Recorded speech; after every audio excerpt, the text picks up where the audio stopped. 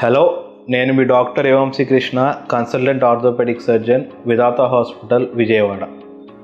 చాలామంది మోకాళ్ళ అరుగుదలతో ఎక్స్రే తీయించుకుంటారండి. ఎక్స్రేలో చూస్తే సార్ మోకాళ్ళ అరుగుదల ఉంది, ఏమైనా నాకు మోకాళ్ళ అరుగుదల ఉంటే ఆపరేషన్ చేయాలని డౌట్ ఉంటుందండి. సో మోకాళ్ళ అరుగుదల ఆపరేషన్ జనరల్గా అరుగుదల అనేది 4 స్టేజెస్లో జరుగుతుందండి. Stage 1, stage 2, stage 3, stage 4. Stage 1, stage 2లో ఏంటంటే మనకి 2 ఎముకల మధ్య కొంచెం గ్యాప్ తగ్గినట్టుగా అనిపిస్తుంది.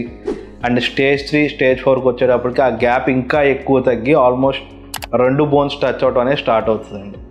సో స్టేజ్ 3, స్టేజ్ 4లో కూడా మనం సర్జరీ ఎమర్జెన్సీగా చేయించుకోవాలా అనే డౌట్ ఉంటుందండి. ఏమంటే ఎక్స్రే తీశారు, నా బోన్స్ మొత్తం అరిగిపోయినాయి అన్నారు, అండ్ బోన్స్ బాగా రాసుకుంటున్నాయి అని చెప్తున్నారు.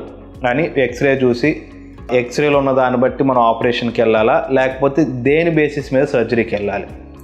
సో మోకాళ్ళ మార్పిడి అనేది ఎక్స్రే బేసిస్ మీద ఎప్పుడు చేయమండి మేము. సో మోకాళ్ళ మార్పిడి ఈవెన్ దో కొంతమందికి బాగా అరుగుదల ఉన్నా కానీ వాళ్ళలో సిమ్టమ్స్ ఎలా ఉన్నాయి? సో మోకాళ్ళ అరుగుదల ఉన్న వాళ్ళని కొన్ని స్పెసిఫిక్ క్వశ్చన్స్ అడుగుతాం. సో మీకు పెయిన్ రెగ్యులర్గా ఉంటుందా, కంటిన్యూస్గా 24 hours పెయిన్ ఉంటుందా?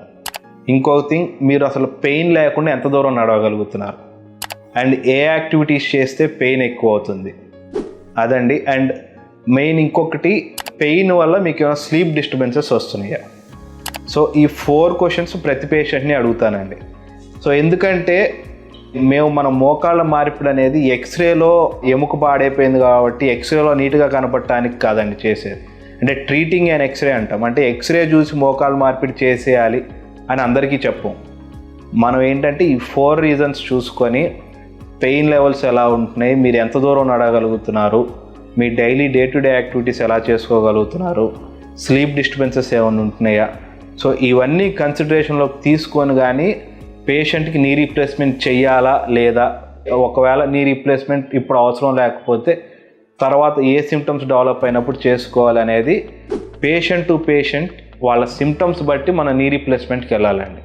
అలా కాకుండా కొంతమంది స్టేజ్ 4 ఆర్థరైటిస్తో కూడా వాళ్ళకి పెయిన్ ఏమీ ఉండదండి, కానీ ఎక్స్రే చూస్తారు, ఎక్స్రేలో బోన్ పాడైపోయింది, వెంటనే రీప్లేస్మెంట్ చేయాలంటారు.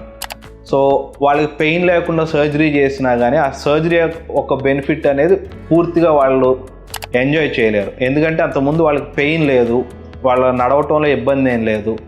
సో ఇబ్బంది లేదు, పెయిన్ లేదు అన్నప్పుడు ఇంకా ఆపరేషన్ చేయించుకోవటం వల్ల వాళ్ళకి బెనిఫిట్ ఏమీ రాదు. అది బెనిఫిట్ రాకపోగా ఆపరేషన్ చేసిన తర్వాత ఆపరేషన్ వల్ల వచ్చే పెయిన్స్ కానీ వాటి వల్ల ఆ పెయిన్స్ చూసుకొని నా ఆపరేషన్ సక్సెస్ అవ్వలేదు, నా ఆపరేషన్ ఫెయిల్ అయింది అలా ఫీల్ అవుతూ ఉంటారండి.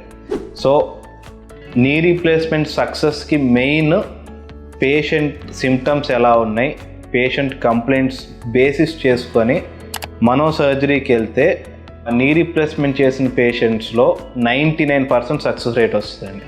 అలా కాకుండా జస్ట్ ఎక్స్రే చూసి ఎక్స్రేలో అరుగుదల ఉంది కాబట్టి సర్జరీ చేసేద్దామని డిసైడ్ అయితే మాత్రం వాళ్ళలో ఆ సర్జరీ యొక్క బెనిఫిట్ అనేది పూర్తిగా ఎంజాయ్ చేయలేరు. సో మీకు ఏమైనా మోకాళ్ళ అరుగుదల ఉన్నా కానీ, సో మోకాళ్ళ నొప్పులు ఉన్నా కానీ ఒకసారి మీ ఫిజిషియన్ని కన్సల్ట్ చేయండి. కుదిరితే విధాత హాస్పిటల్కి రండి. మీ సిమ్టమ్స్ బట్టి మీకు నీ రీప్లేస్మెంట్ అవసరమా లేదా, సో అవసరమైతే ఎప్పుడు చేయాలి, ఏం చేయాలనేది ఒక కన్సల్టేషన్ తీసుకోండి. Thank you.